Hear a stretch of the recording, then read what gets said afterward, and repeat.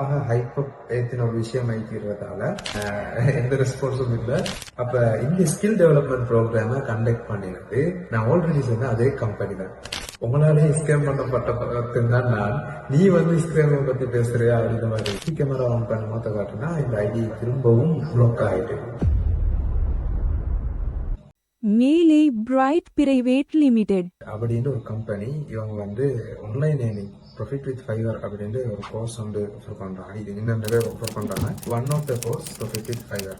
இந்த கோர்ஸை 2021 ஆகஸ்ட் பேஜ்ல ஜாயின் ஆகி நானும் செஞ்சேன். எனக்கு அறிமுகம் கிடைச்சது ட்ரெவர் டெக் ஹாரி அப்படின்ற யூடியூப் சேனல் மூலமா. அப்ப ஆகஸ்ட் பேஜ்ல செஞ்ச நேரம் அவங்க ஒரு கேரண்டி ஒன்று தந்தாங்க. என்னன்னா, அந்த டைம் ஃபைவர் பிளாட்ஃபார்ம்ல கிளைண்ட்டுக்கு ப்ரொபோசல்ஸை எங்களுக்கு அனுப்பிடணும். கிளைண்ட் ரெக்யர்மெண்ட் தருவாங்க, எங்களுக்கு ரிப்ளை பண்ணல. அப்படியே ஒரு 300 ப்ரொபோசல் ரிப்ளை நீங்க பண்ணி அப்படியும் உங்களுக்கு ஆர்டர் கிடைக்கலண்டா நீங்க இந்த கோர்ஸுக்கு பே பண்ணின அமௌண்ட் நாங்க ரீஃபண்ட் பண்றோம் அப்படின்னு ஒரு கேரண்டி ஒன்று தந்தாங்க. அப்ப இவ்வளவு கான்பிடென்ட்டா இவ்வளவு உறுதியா சொல்றாங்க அப்படின்ட்டு நானும் ஜாயின் ஆகினேன்.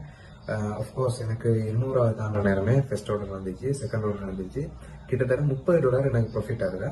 அந்த அமௌண்ட் நான் வித்ட்ரா பண்ணினேன். இப்படி வித்ட்ரா பண்ணி முடிய ஐடி வெரிஃபிகேஷன் ஒரு விஷயம் வந்து அதுல இந்த அக்கௌண்ட் பேன் ஆயிட்டு. இது வந்து இந்த ஃபைவர் முதலாவது அக்கௌண்ட். சரி, அவங்க கைடன்ஸ் எல்லாம் தந்தாங்க. நான் அந்த டைம் அவங்கள்ட்ட இன்ஃபார்ம் பண்ணிட்டு 2வது அக்கௌண்ட் திறந்தேன். ஃபர்ஸ்ட் அக்கௌண்ட்ல ஆர்டர்ஸ் வந்துச்சு, நான் ப்ரொபோஸ் அனுப்பின மாதிரியே. 2வது இதுக்கும் அதே மாதிரி எல்லாம் சேமா செஞ்சேன். பட் 2வது அக்கௌண்ட் வந்து ரன் ஆகவே இல்லை. சரி, இதை ஏதாவது பிள்ளையாக்கி என்ன செய்யலாம், பிள்ளையாக்கி இமேஜஸ் மாத்துறது, கிக்க மாத்துறது, நிறைய விஷயங்கள் எல்லாம் நான் ட்ரை பண்ணி பார்த்தேன். பட் ஒர்க் ஆகவே இல்லை. ஏதோ ஒரு இடத்துல மிஸ்டேக் ஆகிக்குது. ஓகே, ஸோ 2வது அக்கௌண்ட்டை டிலீட் பண்ணிட்டு 3வது அக்கௌண்ட்டையும் கிரியேட் பண்ணினேன். 3வது அக்கௌண்ட்லையும் சேம் இதே தான், எந்த முன்னேற்றமும் இல்லை. அப்ப 7வது மந்த்ல நான் ஒரு ஃபேக் ஆர்டர் ஒன்று எனக்கு நானே போட்டுக்கொண்டு எனக்கு நானே 5 ஸ்டார் கொடுத்து, இது வந்து இல்லீகலான ஒரு விஷயம் ஆகிக்கும். பட் அந்த இடத்துல நடந்தது நான் சொல்றேன். எனக்கு நானே போட்டு ஒரு ஃபேக் ரிவ்யூவும் கொடுத்து அப்பயால என் அக்கௌண்ட் ரீச் ஆகுமா அப்படின்னு எதிர்பார்த்து காத்திருந்தேன். பட் எதுவுமே நடக்கல. ஸோ ஏதோ என் சைட்ல பிழை இருக்குது. என்னால் ஏழுமான மட்டும் முயற்சி செஞ்சுட்டேன். 3வது அக்கௌண்ட் கிரியேட் பண்ணி எத்தனையோ இமேஜஸ் கிக்ஸை மாத்தி டிலீட் பண்ணி எல்லாமே செஞ்சு பார்த்துட்டு எந்த ஒரு முன்னேற்றமும் இல்லை. இந்த படம் பிடிக்கும், இது எங்களே செட் ஆகாது அப்படின்ட்டு ஓரம் ஆயிட்டேன். அப்ப எனக்கு A-level ஸ்டடிஸ் இருந்துச்சு. A-level முடியும் வரைக்கும் இந்த பக்கம் வர தேவையில்லான்ட்டு A-level முடிச்சுட்டு 2022 பிப்ரவரி எக்ஸாம் எல்லாம் முடிஞ்சிச்சு. அப்ப எனக்கு ஃபுல் ஐடியா ஒன்று என்னன்னா, எப்படி சரி ஃபைவர்ல எல்லாருமே ஏர்ன் பண்றாங்க, ப்ராஃபிட் ப்ரூஃப்ஸ் வருது, நிறைய யூடியூப்ல அங்க ஃபைவர் ஃப்ரீலான்சிங் அப்படின்றது ஹைப்பப் ஏத்தின ஒரு விஷயம் ஆகிக்கிறதால என்ன பொறுத்த வரைக்கும் இந்த விஷயம் எனக்கு மட்டும் ஒர்க் ஆகுதுல்ல. ஸோ நான் ஏதோ ஒரு பிழை செய்யறேன். திரும்பவும் என்னோட கோர்ஸ் 2வது முறை செஞ்சேன்னா அது சரியாயிடும் அப்படின்ற ஐடியால 2வது முறை கோர்ஸ் ஜாயின் பண்றதுக்கு நான் ஃப்ரீயா கேட்டேன். பட் அவன் சொன்னா அவனோட ப்ரொசீஜர்ஸ் எல்லாம் ஃபாலோ பண்ணுறதால ஒரு சின்ன அமௌண்ட் ஒன்று பே பண்ணுங்க அப்படின்ட்டு ஏப்ரல் 5க்கு 2வது முறையா பே பண்ணி 2வது முறையா கோர்ஸ் படிக்க ஸ்டார்ட் பண்ணினேன். ஏன்னா ஆல்ரெடி படிச்சதை வச்சு செய்யறதுக்கு நிறைய டேஷ்போர்ட் எல்லாம் மாற்றங்கள் இருந்துச்சு, அந்த அப்டேட்ஸ் எல்லாம் இருந்துச்சு. ஸோ 2வது முறை படிச்சே ஆகணுன்ற கட்டாயம். 2வது முறை நான் கோர்ஸ் செஞ்சேன், 1 month கோர்ஸ் செஞ்சுட்டு என் ஐடியை ஃப்ரெஷ்ஷாக திரும்ப கிரியேட் பண்ணினேன். இது 4வது ஐடி. அந்த ஐடியிலையும் பாக்குறேன் எந்த முன்னேற்றமும் இல்லை. ஆனா என்னோட சேம் கோர்ஸ்ல படிச்ச ஆட்களுக்கு ஆர்டர் வந்துட்டு எனக்கு மட்டும் வருதில்லை. என்ன பிளான்ட்டு விளங்கவும் இல்லை. அடுத்து நான் நான் ஸ்கில் பார்ட்டியும் இல்லை. ஒரு ஸ்கில் இது, அது இல்லாம அது ரிலேட்டடான அடுத்தடுத்த ஸ்கில்லை வச்சுதான் இந்த கிக்ஸை நான் பப்ளிஷ் பண்ணிடுறேன். பட் எங்க பிழை ஆகுது அப்படின்ற விஷயம் எனக்கு இறங்கல. ஸோ 3வது அக்கௌண்ட்டும் செட் ஆகல. சரி, 4வது அக்கௌண்ட் கிரியேட் பண்ணியிருந்தா அது ஃபுல் ஃப்ரீ ஆகிக்கிற டைம், ஸ்டடிஸ் எல்லாம் முடிஞ்சு ஃபுல் ஃப்ரீ ஆகிக்கிற டைம் என்பதான் 4வது அக்கௌண்ட் கிரியேட் பண்ணினேன். அந்த அக்கௌண்ட்லயும் உள்ள ப்ரொசீஜர்ஸ் எல்லாம் அவங்க சொல்லி தந்தது, எக்ஸ்ட்ராவா யூடியூப்ல கூகுள்ல பார்த்தது, இது மாதிரி விஷயத்தையும் அப்ளை பண்றேன். எந்த ரெஸ்பான்ஸும் இல்லை. இது சூப்பர் செட் போறதுக்கு பெரிய ப்ரொசீஜர் நடந்த ஏரியா இது. எல்லாமே ஃபாலோ பண்ணி மொத்த வித்தையும் இறக்கி பார்த்தேன். மெசேஜ் வர தொடங்கி கிட்டத்தட்ட 2-3 வருஷமா செய்யறேன். எனக்கு அப்பதான் மெசேஜ் வர தொடங்குது. என் 1வது அக்கௌண்ட்டுக்கு மெசேஜ் ஆர்டர் வந்ததுக்கு பிறகு அடுத்தது எனக்கு ஃபைவர்ல வந்தது 2024 இந்த வருஷம் மெசேஜஸ் வர தொடங்கிச்சு. இந்த அக்கௌண்ட் நான் ஃபுல்லாவே மெயின்டைன் பண்ணினேன். அவங்க சொன்ன மாதிரி எல்லாத்தையுமே செஞ்சேன். சரியா, இப்போ ஒரு 4 மாசத்துக்கு முந்தி எனக்கு முதலாவது ஆர்டர் இந்த ஐடிக்கு வந்து ஓவரால் எனக்கு 3வது ஃபைவரோட கிட்டத்தட்ட 7 ஐடி ரன் பண்ணி 7வது ஐடியில தான் இந்த ஆர்டர் வந்து இது வந்து ஒரு பெரிய அமௌண்ட்டுக்கான ஆர்டர். 2 வெப்சைட் செய்யணும். ரெண்டுக்கும் 150 மாதிரி சார்ஜ் பண்ணி கிட்டத்தட்ட 250 or 280 மாதிரி டோட்டல் அமௌண்ட். அப்ப பெரிய ஆர்டர் ஒன்று கிடைச்சிச்சு. அந்த ஆர்டரை நான் செஞ்சேன். ஓகே செஞ்சு சப்மிட் பண்ணினேன். Client very happy. 2 வெப்சைட்டுமே அவருக்கு ஓகே. அவர் எக்ஸ்ட்ரா எனக்கு டிப் ஒன்றும் தந்தாரு. Almost everything fine. அந்த பேமெண்ட்டையும் அவர் பண்ணிட்டாரு. இப்ப பேமெண்ட்டை வித்ட்ரா பண்ணணும் அப்படின்ற சிச்சுவேஷன் வரங்க. ஏற்கனவே எனக்கு வந்து அதே பிரச்சனை வந்துச்சு, ஐடி வெரிஃபிகேஷன் அப்படின்னு. ஐடியில உள்ள போட்டோவும் நேரில் உள்ள போட்டோவும் எவ்வளவு வித்தியாசம் இருக்கும். அது எந்த கண்ட்ரியா இருந்தாலும் இப்படி இருந்தாலும் யாவரும் மறிந்துவிடையும் ஐடியும் சேர்ந்த ஐடி கார்டு உள்ள போட்டோவையும் நேரம் உள்ள முட்டையை வச்சு பார்த்தேன்னா எந்த சம்மந்தமும் இருக்காது. எக்ஸ்ட்ரா நான் கண்ணாடியும் போட்டேன். நல்லாவே டிஃபரெண்ட். அதுல ஒரு ஏஐ தான் வெரிஃபை பண்றது. ஐடி போட்டோ பிடிச்சி அனுப்பினேன். செல்ஃபி கேமரா ஆன் பண்ணும்போது காட்டினா இந்த ஐடி திரும்பவும் பிளாக் ஆயிட்டு.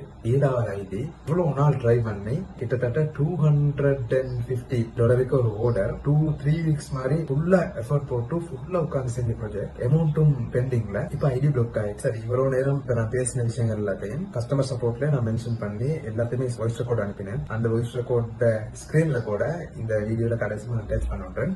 பட் என்ன விஷயம்டா, எனக்கு ஸ்கில் இல்லாமையும் இல்ல. நான் வந்து ஒரு WordPress வெப்சைட் டிசைனர். அதுல வந்து லோக்கலா நிறைய கிளைண்ட்டுக்கு ஒர்க் பண்ணிடுறேன். இன்டர்நேஷனல் சம் கிளைண்டோட ஒர்க் பண்ணிடுறேன். ஃபைவர்ல வந்து ஸ்கில்லோட வந்திருக்குன்னா அதுலயும் ரிசல்ட் இல்ல. அடுத்தது ஒரு வெப்சைட் டிசைனரா எனக்கு பேசிக்கான SEO அந்த ஃபங்க்ஷன் எல்லாம் தெரியும். சர்ச் இன்ஜின் எப்படி ஒர்க் ஆகுதுன்னு தெரியும். சும்மா ஒரு டைட்டில் எடுத்து ஒரு டிஸ்கிரிப்ஷனை காப்பி பண்ணி போடல. சர்ச் இன்ஜின்ல சரியா ரேங்க் ஆகிற மாதிரி கீவேர்ட்ஸ் யூஸ் பண்ணி சரியா அனலைஸ் பண்ணி போட்டேன். 3வது நான் ஒரு அக்கௌண்ட்டை மட்டும் கிரியேட் பண்ணிட்டு இப்படி வந்து இங்க பேசல. கிட்டத்தட்ட 7 அக்கௌண்ட்டை கிரியேட் பண்ணி 7 ஃபெயில் ஆயிட்டு வந்து பேசுறேன். அடுத்தது பெய்ட் கோர்ஸ். இவங்க கோர்ஸ் நான் ஒரு தடவை செஞ்சுட்டு வந்து பேசல. கிட்டத்தட்ட 2 தடவை வேறையா பே பண்ணி செஞ்சீரேன். 3வது 1 day செஷன் உண்டு ஸ்கில் டெவலப்மெண்ட் ப்ரோக்ராம்ல கேம்பஸ்ல வச்சு செஞ்சேன். சோ 3 தடவை படிச்சுட்டு வந்து 7 அக்கௌண்ட் கிரியேட் பண்ணி இவ்வளவு எல்லாம் செஞ்சு இந்த ஃபைவர் எனக்கு ஒர்க் ஆகல. ஒரே வரியில சொல்லல, இவ்வளவு விஷயத்த சொன்னா எனக்கு தான். என்ன பொறுத்த வரைக்கும் இந்த கொரோனா கோவிடுக்கு பின்னால இந்த பிளாட்ஃபார்ம்ஸ் மெயினா ஃப்ரீலான்சிங் பிளாட்ஃபார்ம்ஸ் எல்லாம் ஓவர் கிரவுட் பிளாட்ஃபார்மா மாறி அது வந்து அந்த அளவுக்கு ப்ரொஃபஷனல் ஆக்கள் இல்லாத இடம் மாதிரி எந்த ஃபீல்ட் எடுத்தாலுமே அதுல கம்பெடிட்டர்ஸ் அந்த அளவுக்கு இருக்கிறாங்க. யூசர்ஸை விடவும் கம்பெடிட்டர்ஸ் கூட அப்படின்ற அளவுக்கு இந்த ஃபைவர் பிளாட்ஃபார்ம் மாறிட்டு. ChatGPT ஒரு டேட்டா ஒன்றை ஜெனரேட் பண்ணி அதுக்கு ஆல்ரெடி ஷார்ட்ஸ் ஒன்றும் கிரியேட் பண்ணிடுறேன். அதையும் இந்த வீடியோல அட்டாச் பண்ணிட்டேன். அந்த ஷார்ட்ஸ்ல நான் சொல்றது மாதிரிதான் ஃபைவர்ன்றது ஒரு over crowded platform. Outdated platform இல்ல, ஓவர் கிரவுடட் பிளாட்ஃபார்ம். அடுத்தது இந்த ஃபைவர் ட்ரை பண்ணிருந்தா ஆர்டர் வராதுன்னு இல்ல, ஆர்டர் வரும். ஆர்டர் வரும். ஆனா அனாவசியமா எஃபர்ட் போட வேண்டிய வரும். ஆர்டர் வரும். 1-2 ஆர்டர் வரலாம். இல்லாட்டி மேபி கிளிக் ஆயினவங்களுக்கு நல்லா தொடர்ந்து ரன் ஆக தொடர்ந்து போறதுக்கு சான்சஸ் இருக்குது. பட் ஒரு ஃபுல் டைம் ஜாப்பா இந்த ஃபைவர் ஃப்ரீலான்சிங் எடுத்து செய்யணும்னா அது வந்து ஒரு சரியான ஆப்ஷனா இருக்காது அப்படின்றதுதான் இது வரைக்குமான எந்த புரிதல். இது வந்து சரியாக்குமோ பிழையாக்குமோ இந்த கம்பெனியை நான் எதிர்க்கிறேன்னா இது மாதிரி விஷயங்களை பேசுறதுக்கு முந்தி ஒரு ஜென்ரலான அண்டர்ஸ்டாண்டிங் தான் இங்க நான் கன்வே பண்ண வரது. ஒரு கம்பெனிய டிரெக்டா இப்படி எதிர்த்து பேசுறேனே லீகலா என்ன இஷ்யூ வருமா அப்படி இப்படின்னு கேட்டா அதுக்கும் தெரியா நான் அதை எப்படி ஃபேஸ் பண்ண போறோம்னு தெரியும். இந்த செல்லணும்னு நினைச்சேன். ஏன்னா நிறைய பேர் என்ன மாதிரி பேர் தேவைப்படாது. அதே நேரம் கம்பெனி மேலே பிரைட் பிரைவேட் லிமிடெட் பொறுத்த வரைக்கும் அவங்களோட எல்லா சர்வீசஸுமே பக்கா. ஈவன் இப்ப கூட கென்வா ப்ரோ நான் அவங்கள்ட்ட தான் வாங்கி யூஸ் பண்ணி கொண்டேன். இன்னும் நிறைய பேருக்கு சஜஸ்ட் பண்ணிடுறேன். அடுத்தது அவங்களோட டராஸ் வேற ட்ராப் ஷிப்பிங் கோர்சஸ் எல்லாம் இருக்குது. அந்த கோர்ஸ் எப்படின்ற விஷயம் எனக்கு தெரியாது. ஃபைவரை பொறுத்த வரைக்கும் இவங்கள்ட்ட படிச்சதுல எனக்கு கிடைச்ச அனுபவம் ஒரு ஸ்டூடெண்ட் ரிவ்யூ அல்லது ஒரு ஜெனரல் ரிவ்யூ எப்படி பார்த்தாலும் இதுக்கு மேலையும் சஜஸ்ட் பண்ணக்கூடிய ஒரு இடம் இல்லை. ஏன்னா ஆல்ரெடி ஓவர் கிரௌடட். அங்க வந்து கஸ்டமர்ஸ் விடவும் செல்லர்ஸ் தான் அதிகமாகிறான்றது என்னுடைய புரிதல். அந்த ChatGPT டேட்டாவும் அதான் சொல்லுது. மத்தபடி இவங்கள்ட்ட நான் மென்ஷன் பண்ணி பேசினேன். அவங்க வந்து சிம்பிளா ஒரு கோல் மட்டும் எடுக்க சொன்னா அந்த கோலையும் நான் ரெக்கார்ட் பண்ணி அதெல்லாம் அட்டாச் பண்ணிட்டு இருக்கல. பட் அந்த கோல்லையும் அவர் சொன்ன விஷயம் வந்து எல்லாருக்கும் ஒர்க் ஆகுது, உங்களுக்கு ஒர்க் ஆகுது என்ன விஷயம் அப்படின்னு மாதிரி தான் சொன்னாரு. நான் எவ்ரிதிங் ஃபைன். கம்பெனி வைஸ் வந்து நான் எந்த விஷயமும் குறை சொல்லல. பட் ஃபைவர்ன்ற பிளாட்ஃபார்ம் ஒரு over crowded platform. Don't try it மோ அப்படின்றத சிம்பிள் சாராம்சம் ஒன்லைன் ஆஃப் த வீடியோ. நான் ஆல்ரெடி இதுக்கு முந்தைய 2-3 வீடியோ சம்பந்தமா கிரியேட் பண்ணினேன். பட் எந்த வீடியோவும் சரியான ஒரு விஷயத்த கன்வே பண்ணுமா அப்படின்னு டவுட் ஒன்று வந்துட்டு அந்த வீடியோ எடிட் பண்றதுக்கு உட்கார்ந்தோன்னே இந்த வீடியோ வந்து சரியா ஐக்கியம் நினைக்கிறேன். யாரையும் நீங்க குறை சொல்லல. பட் இது வந்து ஒரு ஓவர் கிரௌடட் பிளாட்ஃபார்ம். நீங்க வந்து கோர்சஸ் வைக்கிறாங்களே அப்படின்றதுக்காக கோர்சஸ் நான் ஸ்கேமர் சொல்லல. Some people think courses are scam. Yeah. You like nowadays people just call everything scam. of course அவங்களோட கோர்ஸ் வந்து டீடைல்டா அனலைஸ் பண்ணி நிறைய விஷயம் பார்த்து செஞ்சு செதுக்கின ஒரு கோர்ஸ் தான். பட் இது எந்த அளவுக்கு ஒர்க் ஆகுது அப்படின்றதுதான் சந்தேகம். மேபி என்ன மாதிரி யாருமே ஸ்டூடெண்ட்ஸ் பேசாம இருந்திருக்கேன், இல்லாட்டி என்ன மாதிரி பேசின ஒருத்தர் 2 பேர் கூட அதை பப்ளிக்கா வெளியே செல்லாம இருந்திருக்கேன். எனிவே எனக்கு மனசுக்கு ஒரு உறுத்தல் ஒன்று இருந்துச்சு, இந்த விஷயத்த வெளியில செல்லணும். Of course, you buy the product, you do bad review, post video online, but then you still cannot use the word scam.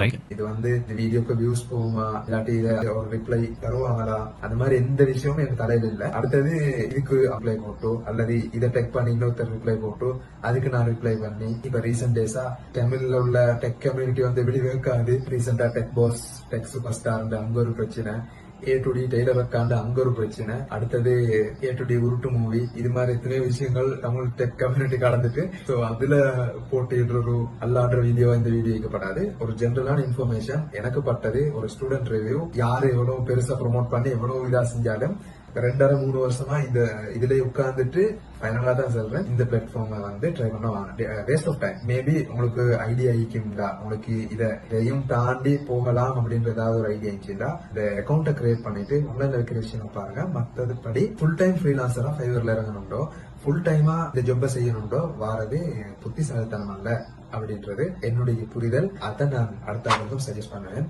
So இந்த வீடியோ எப்படி இருக்கும்ன்றது எனக்கு தெரியா, யாருக்காவது யூஸ்ஃபுல் ஆயிக்கும், யாராவது கோர்ஸ் வாங்க போறாக்கள், நான் வந்து செப்பரேட்டா இந்த கம்பெனியோட பேரை மென்ஷன் பண்றதுக்காக இவங்க மட்டும் இல்ல, இதே மாதிரி எத்தனையோ பேர் கோர்சஸ் வித்துறாங்க. கோர்சஸ் ஸ்கேம் சொல்லல, பட் இந்த கோர்ஸை படிக்க வேணும் அப்படின்னு சொல்றேன். மத்தபடி எந்த விஷயங்கள் மிஸ் ஆயிட்டு தெரியா, எந்த விஷயங்கள் எனக்கு எதிராக வரும்போது தெரியா, அது இந்த வீடியோக்கு யூஸ் போக மாட்டேன்னு தெரியும். ஓகே, எனவே ஜெனரலா ஒரு வீடியோ அப்லோட் பண்ணணும், பட் யாருக்காவது யூஸ்ஃபுல் ஆயிருந்தா சந்தோஷம் அப்படின்றதுக்காக இந்த வீடியோ கிரியேட் பண்ணினேன். நான் அவங்களுக்கு அனுப்பின வாய்ஸ் ரெக்கார்ட், மத்தது நான் பேமெண்ட் பண்ணின ப்ரூஃப், இது மாதிரி எல்லாத்தையுமே அவங்களுக்கு அனுப்பினேன். ஆல்ரெடி அனுப்பி அவங்கள்ட்ட மென்ஷன் பண்ணி இந்த பிரச்சனையை தெளிவாவே சொல்லிடுறேன். அதையும் பாருங்க, டைமிங் பாருங்க. அது அத்தியாவசியமான ஒன்று இல்ல, பட் அங்க இந்த விஷயம் நான் இப்ப சொன்னதை விடவும் நிறைய விஷயங்களை மென்ஷன் பண்ணி சொல்லிடுறேன். எனிவே ஃப்ரீலான்சிங்ல அவங்களோட ஜேர்னி சக்சஸ்ஃபுல் ஆகிக்கட்டும். தேங்க்யூ. இன்னொரு நல்ல வீடியோல மீட் பண்ணுவோம். அந்த வீடியோ பாக்குறதா தொடர்ந்து பாருங்க. But if you want to like genuinely help people, don't just sell course, but just help them reach the point B. Package it in a way that you actually help people go from A to B by giving course, support, doing live call, just do track of like what the progress is. Like if you do all that to just genuinely help people, then then that doesn't come under just selling course. You're actually solving problem. True. So you have to think about how to solve the problem.